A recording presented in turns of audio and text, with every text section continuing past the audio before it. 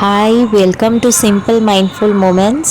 বৃহস্পতিবার দিনে সকালবেলার লাঞ্চ আজকের আমাদের ডাল, আলু ভাজা, আলু ঝিঙে পোস্ত আর দই পটল। এই দিয়ে এই গরমের মধ্যে ছিমছাম রান্না। তারপর বিকেলবেলা চলে এসেছিলাম বারান্দার গাছগুলোকে একটু যত্ন করার জন্য জল দিয়ে।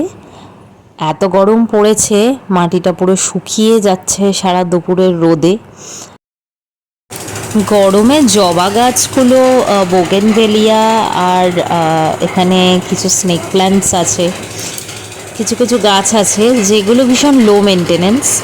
আবার আর একটা ফুল গাছ এনেছে যেটা মনে হচ্ছে না এটা সামার সিজনের জন্য, মনে হচ্ছে এটা উইন্টার সিজনেরই জন্য, কারণ রোদ না একদম সহ্য করতে পারছে না। বৃহস্পতিবারের রাতের ডিনার হবে নিরামিষ আলুর দম আর তার সাথে পরোটা। তার প্রিপারেশন স্টার্ট করে দিয়েছিলাম। আটাটা মেখে নিচ্ছি, আটা দিয়ে এই পরোটাটা বানাই, ময়দার এখন খাই না।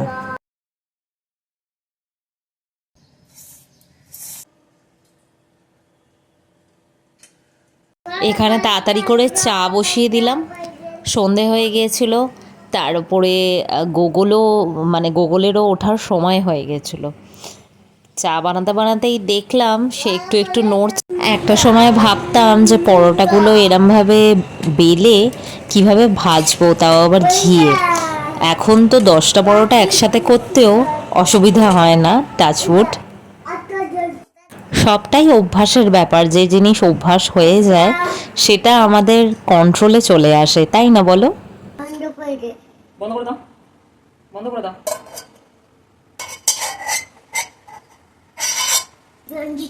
বান দিকে না বাঁ দিকে? বান দিকে, আচ্ছা আচ্ছা আচ্ছা, বান দিকে যাচ্ছে।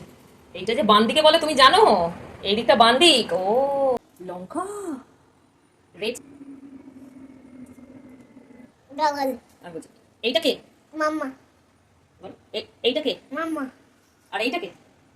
মাম্মা। তাহলে এইটা কে? গুগল। কোনগুলো কি নিয়ে যাবো? অনেকগুলো নিয়ে যাও, চলো।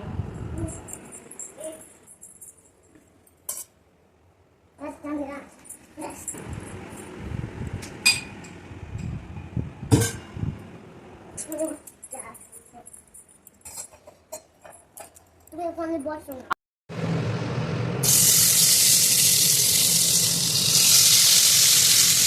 আজকের ভিডিওটা এত অবধি। ভালো লাগলে লাইক করো, শেয়ার অ্যান্ড সাবস্ক্রাইব। বাই।